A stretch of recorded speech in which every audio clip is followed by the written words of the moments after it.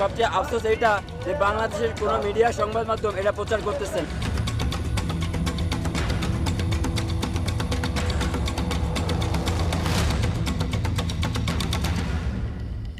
ಬಾಂಗ್ಲಾದೇಶ ಹೊತ್ತಿ ಉರಿಯುತ್ತಿದೆ.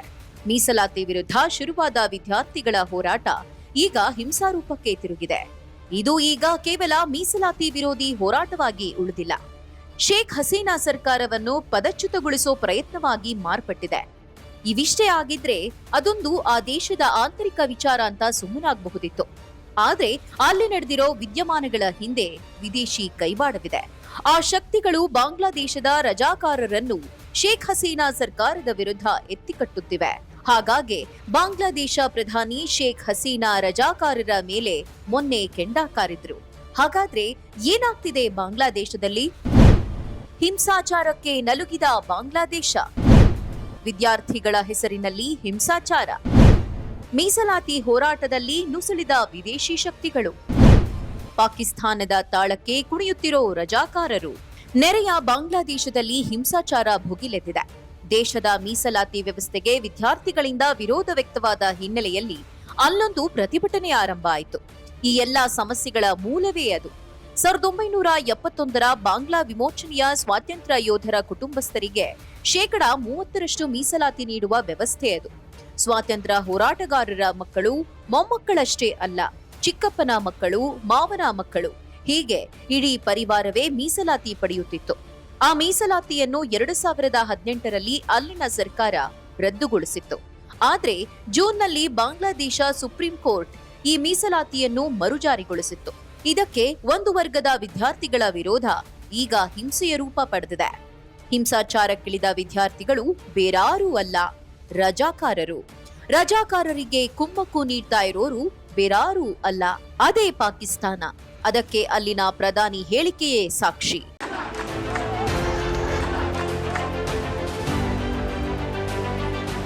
ढाका में तो बहुत सिचुएशन खराब हो रहा है. लाइक अराउंड ऑलमोस्ट 80+ स्टूडेंट अभी किल हुए हैं. 1971ರ ಬಾಂಗ್ಲಾ ವಿಮೋಚನೆಯ ಸಂದರ್ಭದಲ್ಲಿ ಪಾಕ್ ಪರವಿದ್ದ ಒಂದು ಗುಂಪು ಬಾಂಗ್ಲಾದೇಶದಲ್ಲಿ ದೊಡ್ಡ ಮಟ್ಟದಲ್ಲಿ ಹಿಂಸಾಚಾರ ನಡೆಸಿತ್ತು. ಆ ಹಿಂಸಾಚಾರ ನಡೆಸುತ್ತಿದ್ದ ಪಾಕ್ ಪರ ಶಕ್ತಿಗಳಿಗೆ ರಜಾಕಾರರು ಎಂದೇ ಕರೆಯಲಾಗುತ್ತಿತ್ತು. ಸುಮಾರು 3 ಲಕ್ಷ ಜನರ ಸಾವಿಗೆ ಈ ರಜಾಕಾರರು ಕಾರಣರಾಗಿದ್ರು. ಜೊತೆಗೆ ಸಾವಿರಾರು ಮಹಿಳೆ, ಮಕ್ಕಳ ಮೇಲೆ ಅವರು ಅತ್ಯಾಚಾರ ಎಸಗಿದ್ರು. ಬಾಂಗ್ಲಾದೇಶ ಕಂಡು ಕೇಳರಿಯದ ದೌರ್ಜನ್ಯವನ್ನು ರಜಾಕಾರರು ಎಸಗಿದ್ದರು ಎನ್ನುತ್ತಾರೆ ಬಾಂಗ್ಲಾದೇಶದ ಇತಿಹಾಸಕಾರರು. ಈಗ ಅದೇ ಶಕ್ತಿಗಳು ಮತ್ತೆ ಚಿಗುರಿಕೊಂಡಿವೆ. ಈ ರಜಾಕಾರರೇ ಈಗ ಮತ್ತೆ ದೇಶದಲ್ಲಿ ಹಿಂಸಾಚಾರ ಆರಂಭಿಸಿದ್ದಾರೆ ಅನ್ನುವ ಆರೋಪ ಬಾಂಗ್ಲಾ ಪ್ರಧಾನಿ ಶೇಖ್ ಹಸೀನಾ ಅವರದ್ದು. ಒಮ್ಮಿಂದೊಮ್ಮೆಗೆ ದೇಶದ ವಿಶ್ವವಿದ್ಯಾನಿಲಯಗಳಲ್ಲಿ ಆರಂಭವಾದ ಮೀಸಲಾತಿ ವಿರೋಧಿ ಅಭಿಯಾನ ರಜಾಕಾರರ ಕೈವಾಡದಿಂದ ಹಿಂಸಾತ್ಮಕ ರೂಪ ಪಡೆದುಬಿಟ್ಟಿದೆ. ಈ ಹೋರಾಟಗಾರರು ದೇಶಭಕ್ತರಾಗಿದ್ರೆ ಜೈಲುಗಳಿಗೆ ದಾಳಿ ಇಡ್ತಿರ್ಲಿಲ್ಲ. ಅಲ್ಲಿ ಬಂಧಿಸಲ್ಪಟ್ಟಿದ್ದ ಸಮಾಜ ವಿದ್ರೋಹಿಗಳನ್ನ ಹೊರಹೋಗಲು ಅವಕಾಶ ನೀಡ್ತಿರ್ಲಿಲ್ಲ.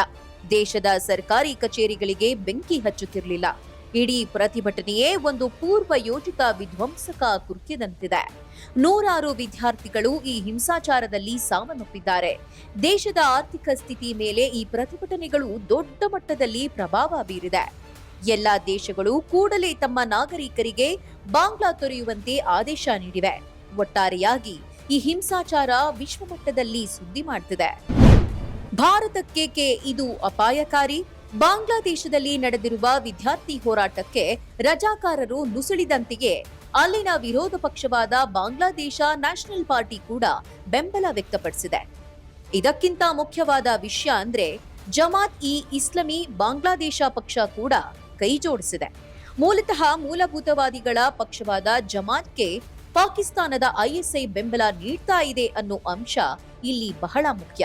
ಭಾರತಕ್ಕೆ ಉಗ್ರರನ್ನು ಕಳಿಸಲು ಪಾಕಿಸ್ತಾನ ಇಲ್ಲಿನ ಜಮಾತ್ ಸಹಕಾರ ಪಡಿತಾ ಇದೆ. ಹಾಗಾಗಿ ಭಾರತದ ಸಮಗ್ರತೆಗೂ ಸಹ ಇದು ಗಂಡಾಂತರಕಾರಿ. ಬೆಂಕಿಗೆ ತುಪ್ಪ ಸುರಿದಂತೆ ಅನ್ನೋ ಹಾಗೆ ಮಮತಾ ಬ್ಯಾನರ್ಜಿ ಕೂಡ ತಮ್ಮ ಬೇಳೆ ಬೇಯಿಸಿಕೊಳ್ಳಲು ಹೊರಟಿದ್ದಾರೆ.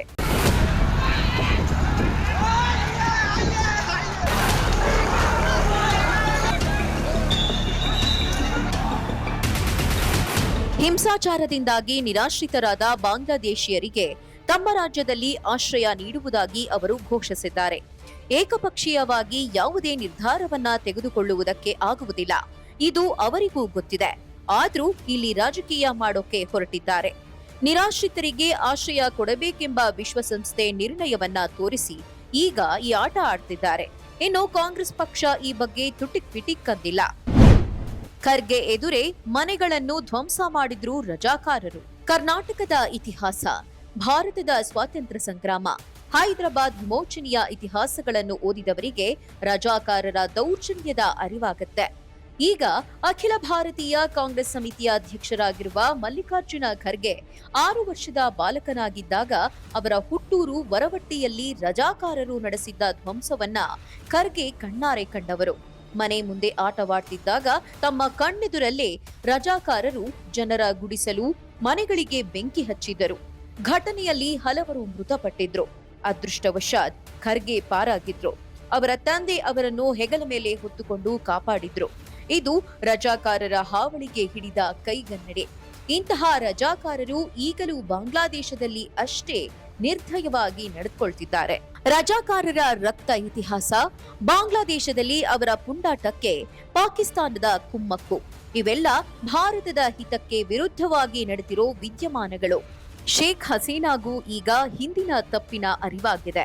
ದೇಶದ ರಜಾಕಾರರು ಮತ್ತು ಇತರ ಮೂಲಭೂತವಾದಿಗಳೇ ತಮ್ಮ ಅಧಿಕಾರಕ್ಕೆ ಸಂಚಕಾರ ತರುವವರು ಅನ್ನೋದು ಮನದಟ್ಟಾಗಿದೆ. ಹಾಗಾಗಿ ಅವರು ಸದ್ಯದ ಪರಿಸ್ಥಿತಿಯನ್ನು ಹೇಗೆ ನಿಭಾಯಿಸುತ್ತಾರೆ ಅನ್ನೋದು ಭಾರತಕ್ಕೂ ಬಹಳ ಮುಖ್ಯವಾಗಿದೆ.